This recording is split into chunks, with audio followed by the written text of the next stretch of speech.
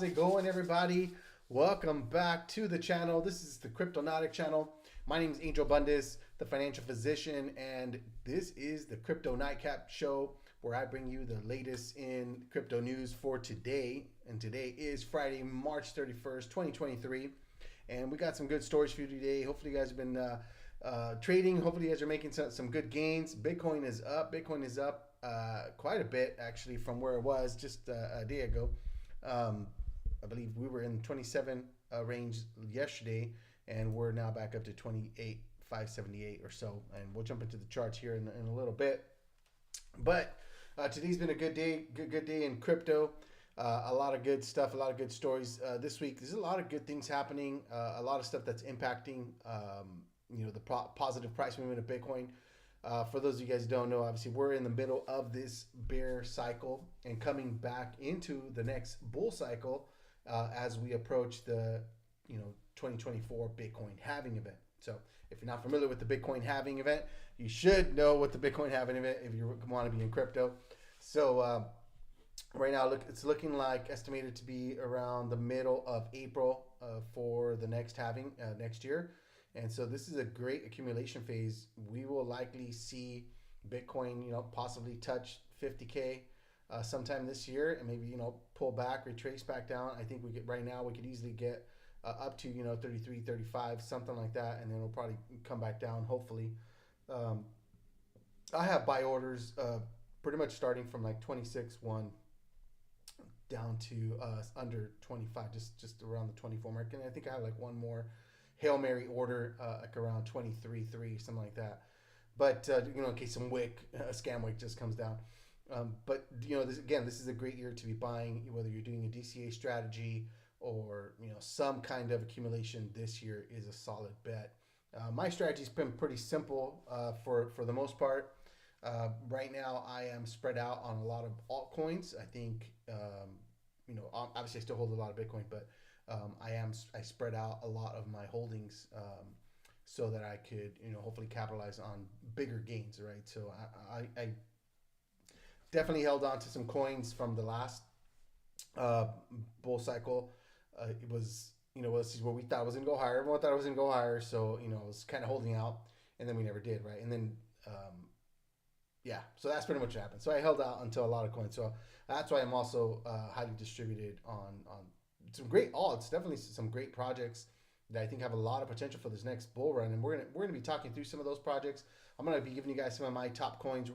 I'm thinking about some different segments that I want to incorporate. It does look like the show is probably gonna be closer to like an hour. I know I've been setting it about 8:15, but it probably will need to start at 8 o'clock. I'll probably just go 8 to 9. So if you're on the East Coast, be 11 to 12. So for you late birds. But I'm going to try to cram in as much stuff into it. We're going to have a good time, right? Because, listen, I know it's late, but especially like on a Friday night, maybe, you're trying to catch, maybe you're getting ready for going out tonight or something right now. So if you're watching, hey, hopefully you're going to be safe out there.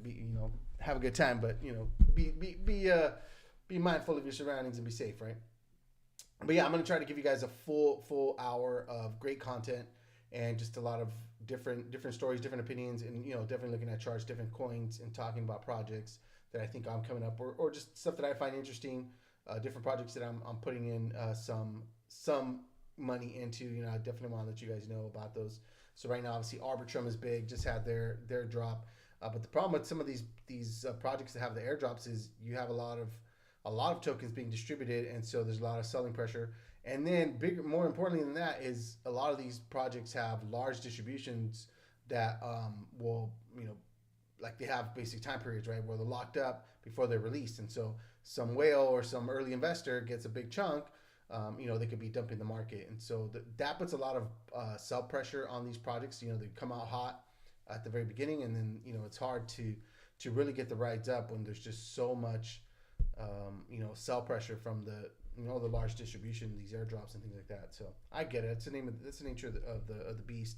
But because if you get an airdrop and you have some free tokens that you didn't really do anything for, you didn't buy anything, that's free money. Who's not going to want to sell? I have some that I get, and I definitely have sold some when I need it because I wanted to diversify that into another project, a more stabilized project that's booming or something like that. So I've done it. It's the it's part of the game, right? That's what we're playing here. That's what we're here for, right? We want the most gains Hopefully you can use it for good purposes, whatever those gains are. But um, we're all here to try to change our lives to the better, right? To find economic freedom, to find financial freedom through crypto assets. That's really what it's all about. As a financial coach, I teach about the FIRE movement. The name of my company is actually called Fire Life Financial. So FIRE stands for financial independence, retire early. And the idea is that if you invest aggressively, especially if you're young, like if you're a millennial, you don't have to wait until you're age 65 to retire. Because one of the main things about finances that I have come to know in what I teach my students is retirement is not an age. Retirement is a number. It's a financial number. Basically, it's the amount of assets that you need in order for you to maintain the lifestyle that you want to maintain, right? But once those assets start generating a certain amount of income, right, per year, enough that it covers your living expenses, then you don't have to work for money anymore. Essentially, you can retire. Because if you've built up enough assets, right, and let's say you have a generally low cost of living, it doesn't really matter what the cost of living is, but if your assets can maintain your cost of living, then, right, and your income that's being produced by the assets that you're holding can cover all of your living expenses, then you don't have to work, right? So you can effectively retire. You don't have to do anything for money. You can go spend your time doing whatever you want. Spend your time serving, some nonprofit or some ministry, whatever it is that you want to do. Maybe travel the world. And if your expenses are being covered, then there's no reason for you to go to work, right? And now the thing is, it's not about not having to work. The idea is that you don't have to work for money. It means you can focus your time on doing cool stuff. You can create. You can do things that bring you joy and happiness and where you find purpose and meaning. And, if you love serving and you love going to work at Starbucks, then go work at Starbucks. But the idea is that you don't need that paycheck. You're there just because you love doing the job. And that's what we want to get back to, right? That's what crypto assets can bring you. Because if you are able to live, right, off of your assets, then you can do whatever it is you want to do. You can do whatever it is that brings you joy and fulfillment and happiness. And that's what we should be teaching. That's what we should be teaching our kids.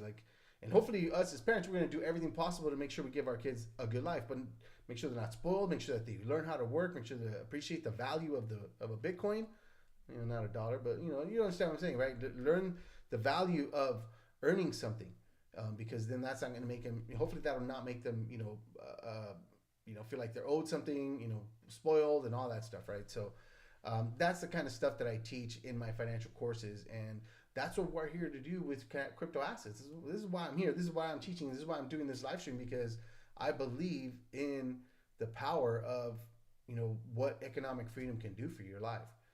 When you make money the sole ambition of your life, life can be very meaningless, right? It's whatever. But when you understand that money is just a tool, right? It's a tool for the use of economic exchange, right? That's pretty much all it is. And as long as you don't make that your sole ambition to the accumulation of wealth and make that your god, so to speak, your idol, then you can understand that, hey, I'm just using this stuff.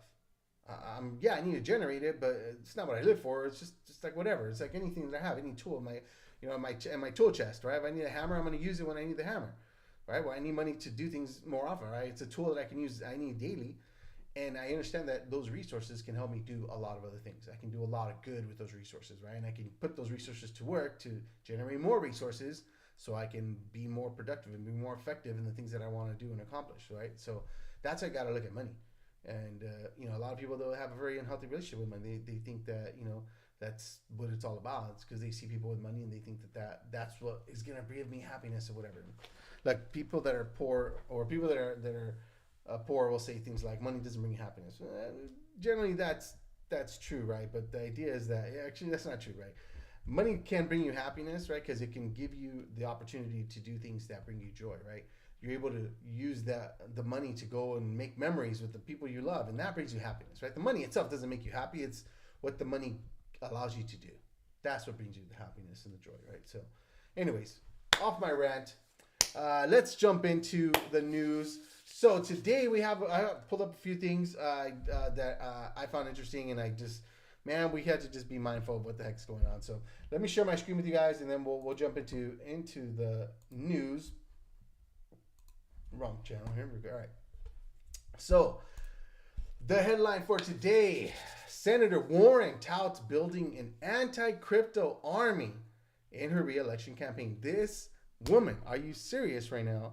Her whole re-election campaign is shaping up to be all about the anti-crypto like person. She's fighting for the little man. You just see this in stuff she says. It's just ridiculous, and that just shows the ignorance, right? Just the ignorance. She just doesn't know. She doesn't understand Bitcoin. She doesn't understand what it is actually doing and what it is doing for people, but what can it do for America as a nation and make us stronger, continue to keep us the world's really only superpower and economic superpower. But she doesn't see it, right? She's totally blind to it. And let's face it, she is, and this is known as well documented, right? And I may pull it up one day. She gets paid so much money to go do speaking engagements for some of the top banks and financial institutions. Your JP Morgans and Bank of Americas of the world. These banks, these big companies pay her millions of dollars a year to go do speeches and whatever else. You don't think that is a way of her like getting compensated, under the table kind of thing? But she's doing it to go talk or whatever. She's getting her speaking engagement fees. Whatever. It's all shady corruption, but whatever. But this is what she did. So I'm in this fight to put our government on the side of working families. Join our re-election campaign today. Elizabeth Warren proposes a $10 a day for child care. I don't know. She's crazy. She's got a lot of crazy stuff. But yeah, she's definitely anti-crypto. And she is coming after crypto hard. I believe she's one of the mouthpieces for the legacy financial institutions. And she's going to be one of the ones basically saying that crypto and blockchain companies are a bunch of evil people, and it's all being used for nefarious purposes and money laundering and this and that. And it's like, really, do you think that crypto, like more money's being laundered through crypto percentage wise than the US dollars? No, like, and the amount of US dollars that are being used for illegal purposes is like, okay. And this is what people don't understand, right? And they're trying to vilify Bitcoin itself. But again, it's just a tool. Bitcoin itself is not evil or bad. It's like whatever you want to use it for, right? I just say same thing with my dollars. I could take my dollars and I could go hire a hitman or go buy drugs or go, whatever, hookers and blow, whatever it is, right? I could do bad stuff with money, or I can go do good stuff. I can go serve. I can go give that money, to go spread the gospel or to go help, blind children or whatever, right? You understand? So it's the same thing with Bitcoin. I could use it for bad things or I could use it for good things. I can go launder dollars, right? I can go sell a bunch of drugs and then go have a fake business and launder a bunch of money through there, right? To bring it into the system, right? Smurfing, whatever you want to call it. So it's stupid, right? To try to vilify Bitcoin, thinking that it's only for, negative uses. And like that just shows the ignorance about that. So anyways, let's jump into the next story. The U.S. government sells 215 million in Silk-owned Bitcoin, plans to dump another 1.1 billion. That's at right now value. Okay, so check this out. So remember the original. This is back in like 2014 or whatever, right? Bitcoin was really stolen from the darknet hacker by a hacker named James Zong, and the U.S. Actually, I think a couple years ago, actually finally caught them. And they were able to confiscate like some 40,000 Bitcoin or something like that. 41,490 Bitcoins. Well, they still have that much. So they had like 50,000 or something like that. Is that what it was? I don't think this one tells me. I forgot where I read it, but it was something like that. So yeah, they sold on March 24th. The government sold 9,861 Bitcoin of the 51,351 that they got, so for a total of 215 million. And you know what's crazy? After paying about 215,000 in transaction fees. Oh, that's right, because they use Coinbase. By the way, this is so stupid. The government sends this Wells notice to Coinbase, right, threatening that they're going to sue them, right, because they're selling securities, or whatever. And then the government sends them Bitcoin to go sell the Bitcoin for them. So I just thought that was kind of funny. But here, check this out. This is what's interesting. So, I forgot where I read this, but think about this: when they seized these Bitcoin, um, it was around when Bitcoin was worth around like 60,000. It was around 60,000. Okay, so the government literally just sold it like at 50% off. All they had to do was just hold it. They could have just held it, and they would have sold, when it's much higher. But that just shows this, again, the ignorance. Now, just so you guys know, the U.S. government is actually the world's largest holder of Bitcoins from all the seizures and stuff that they've done. So it's estimated that they hold like a little over 1% of the total supply of Bitcoin, making them the largest holder of Bitcoin. So a lot of people don't know that. Now, what they decide to do with it, who knows? And again, this is what we know about. You got to know that there's a lot of black market I forget what they call it, but CIA, wallets and stuff like that. You got to know the CIA's got tons of Bitcoin and a bunch of other assets, I'm sure. So, anyways, we won't talk about that. I'm sorry, I didn't mean to throw you guys under the bus there, CIA. Don't come after me. I'm just kidding. All right, so just kidding there. But so, anyways, yeah, that's the government. So now here's the deal. But the funny thing is, I mean, this is such a small amount of Bitcoin, and people think, oh, the government's going to dump all their Bitcoin. It's like, it's such a small amount. Like, this is such a small percentage of the total Bitcoin market that gets traded every day. So it didn't do any kind of a blip, right, to the price. I mean, I think we were trending up around that time. So now the thing is, the government is planning on selling the remaining, 41,500 Bitcoins or so, worth currently about 1.1 billion over the rest of the year. So they are going to be slowly offloading it. And if you, just to put it in perspective, I think if you sold some every day, you would be selling like about 100 and something Bitcoin a day to get rid of this for the next 265 days of the year that's left, or something like that. So that's a little fact there. Go do some research on this. This is interesting. But let's jump into some crypto Twitter news. I got a couple stories that I wanted to call out. So first, Michael Saylor. If you're not following Michael Saylor, and if you guys don't know who Michael Saylor is, you should. Michael Saylor is the CEO of MicroStrategy. It's like a software company. And a few years ago, during the pandemic, really 2020, he came to the realization that he needed to do something with his wealth. And he starts, and you hear him talk, he talks about this, that he, kind of went through the whole process of like, okay, I have a bunch of money, I got to store it. Now the government's printing a bunch of money, it's devaluing my dollars. You can see the value of the dollars continue to go down every year. So where can I put my assets into stuff that is not, going to go down in value? I need to be able to move it, take it from here to there, wherever.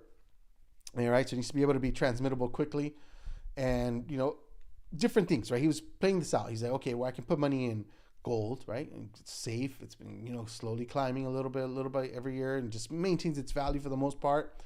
You have other things, right? Fine art, obviously equities, right? Which is all based on the dollar. So if the dollar collapses and you have all your money in equities, then, so how do you diversify, right? That kind of stuff. And he pretty much comes across Bitcoin, and because initially he was anti-Bitcoin, and he says it himself, and he started thinking through, and I think someone obviously orange pilled him, but he just comes to that realization that like, well, it's better than gold because there's only 21 million. Gold, I mean, there's miners every stinking day are mining, literally pulling gold, shiny rock out of the ground, and they're controlled. It's manipulated, right? They control the supply of gold that hits the market. And at any point in time, I mean, these miners could just dump the market full of gold. The countries could dump the market full of gold. So it's not a scarce asset, really. There's a lot of it. And there's this giant, massive asteroid that has like trillions and trillions of dollars worth of gold, enough so that every human would basically be able to live in a mansion full of gold kind of thing. Like, it's just stupid amounts of gold, supposedly. But the point is that gold is not the best thing because obviously, one, they could keep, there's more of it out there, so it's not scarce, and you can't move gold around. You can't just go and take gold somewhere and take it with you, right? No, you're gonna get confiscated. There's only so much you can do. I watch these memes. I have a bunch. If you follow me, I post stuff about this. People trying to smuggle gold in the airports and things like that in their luggage, and they try to wrap it in like chocolate bars and all kinds of crazy stuff. But gold is not easily, you can't take it with you anywhere, right? And the government could just come and take it. They can come and take your property. But if you have Bitcoin, right, and this goes for any property, right?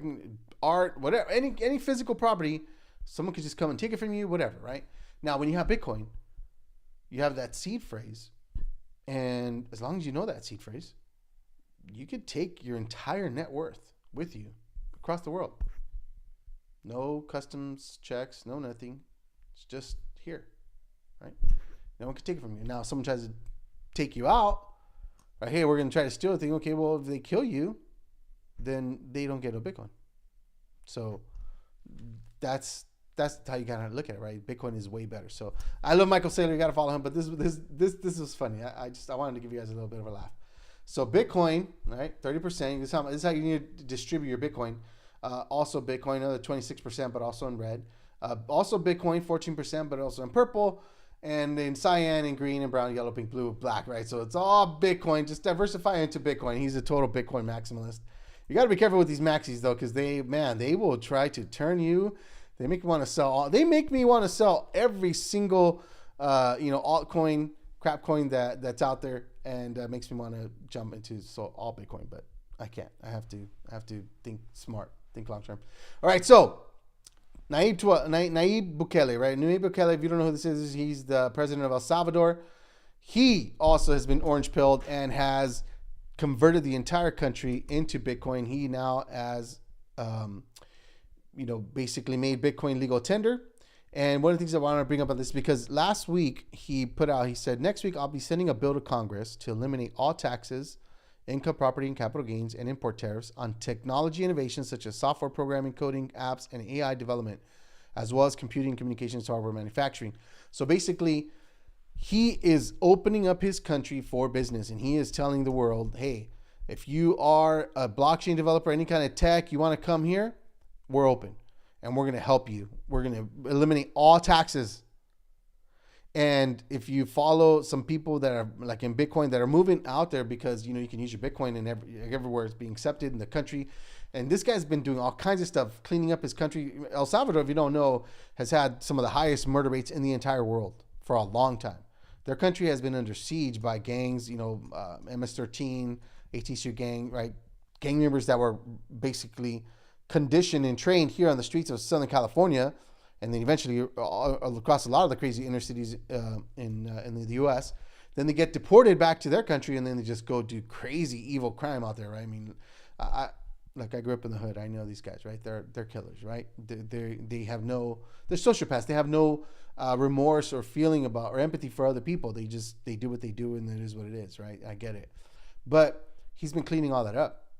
I think he's been on a campaign to clean up his country, and it's been working. He has a 97% approval rating, right?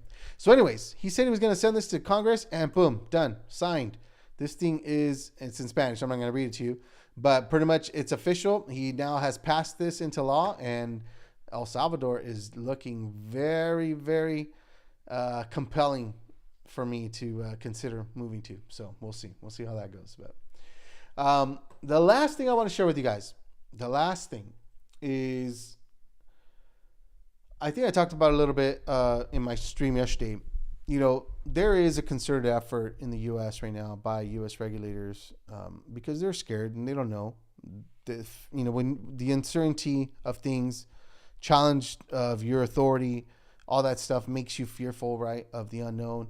And then you lash out and you become erratic, and you don't think straight, and common sense evades you when you're emotional, when you feel like you're under attack and you're on the defense, right? So I get it. I understand why the U.S. government is doing what they're doing, but if it just takes we just need a good leadership, like good, sound leadership that just says, hey, guys, like, we can't let this innovation, this technology leave America. We need to make sure that this stays here.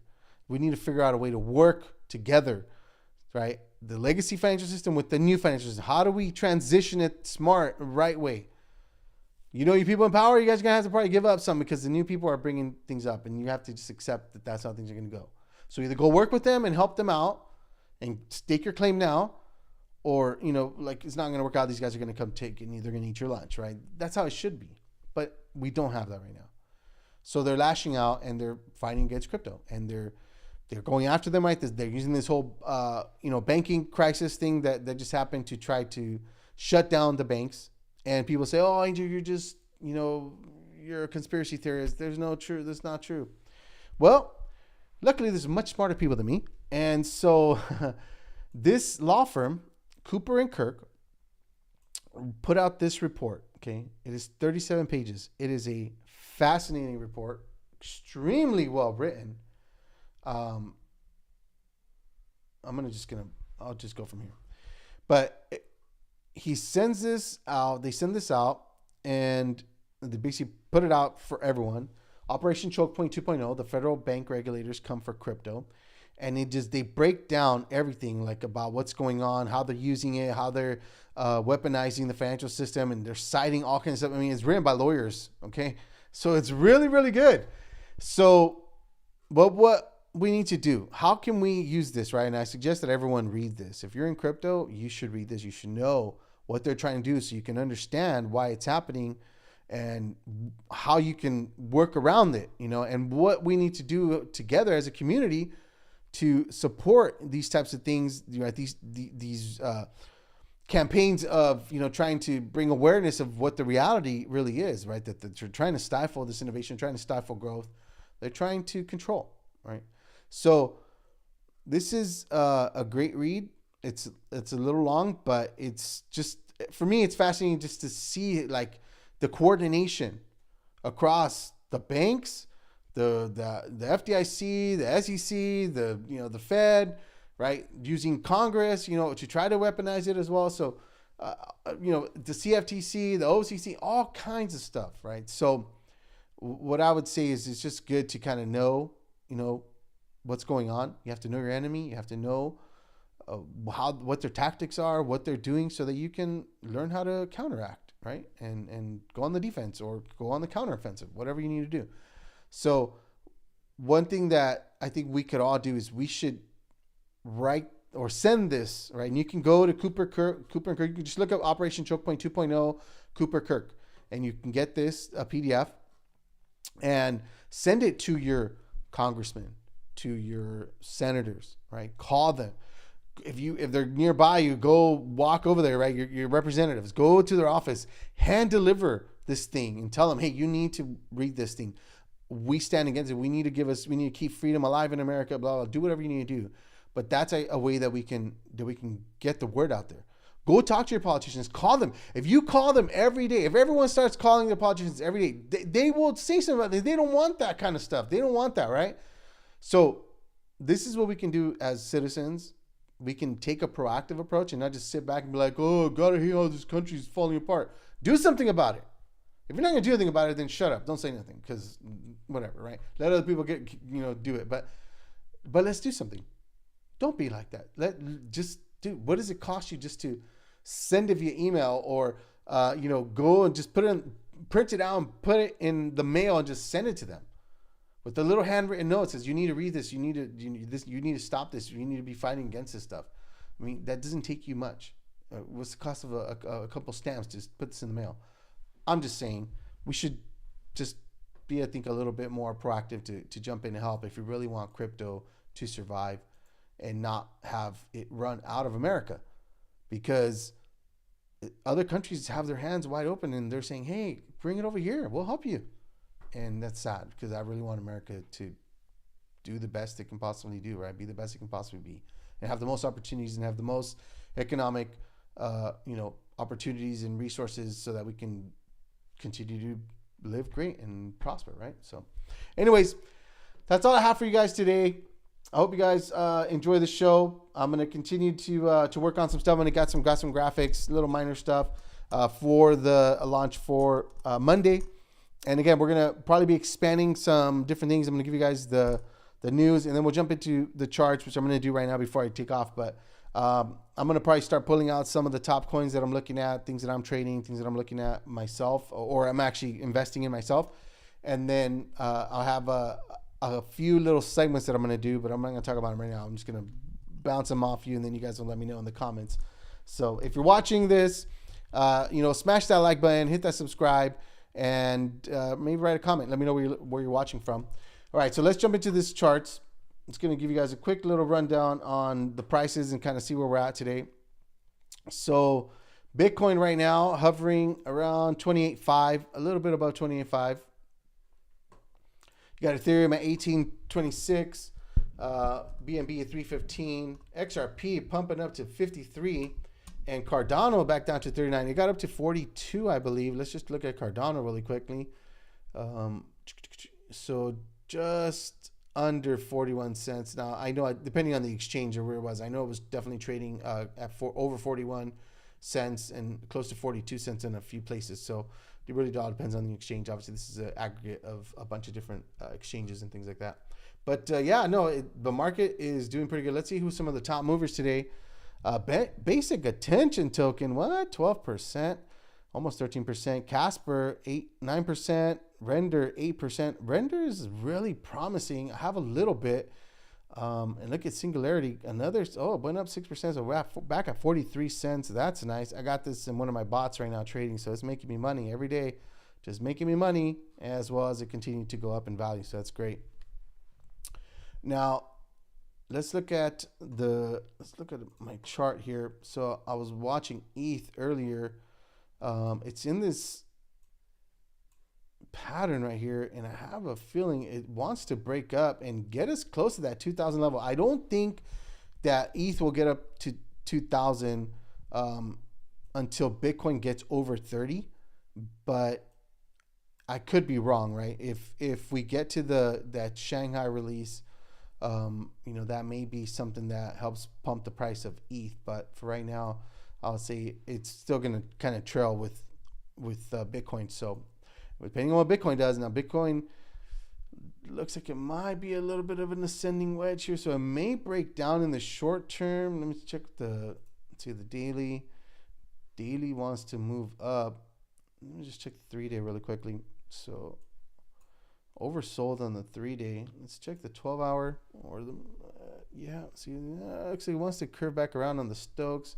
Momentum's coming back up on the MACD.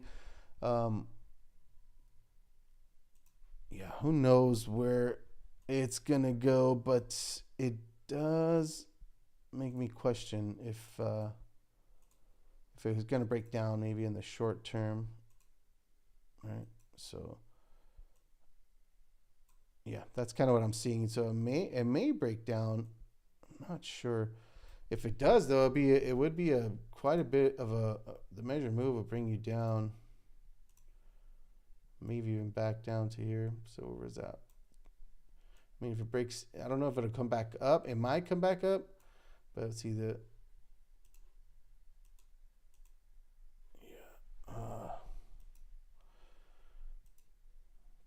path. Okay, so head shoulder. Yeah, it may break it down, but it could be the other way. It could go back up. We'll see. So I'm thinking it may come down. I could be wrong, but it could bring us down just slight under 28,000 again. As long as we stay within this trend here, this trend line, we should be fine, right? Because we're in this like wedge right here. So, and I think it'll make us break back up, but that's kind of what I'm thinking. We'll see how it goes. This weekend's going to be volatile, guys. I wouldn't be surprised if Bitcoin does make a slight move down and then pumps up to around the 29.4K range. That's kind of the range I've been watching. So I would say just be careful trading this weekend. I'm going to probably be sitting out. I have a few things in play already, but I'm not looking to enter in any trades. Now, unless I see something really juicy setting up that I just can't resist, obviously I'll jump in, but I'm definitely going to take it easy on trading this weekend. All right, guys, that's it. That's all I have for you today, and I appreciate you guys. God bless you. Hope you guys enjoy the show. Remember, next week, we're going to be launching it. We'll probably have some music. We'll have other things going on, and, appreciate you guys, hitting that subscribe button wherever you're watching, whichever channel you're watching on. Got this going out to multiple channels. So with that, God bless you guys. Hope you have a great weekend. Happy Friday out there. God bless you. Merry Christmas. Keep Bitcoin on. Merry Christmas, really? I'm tripping out. Happy Easter. It's coming up. And anyways, go get some, go stack some Bitcoins. Peace out, everybody.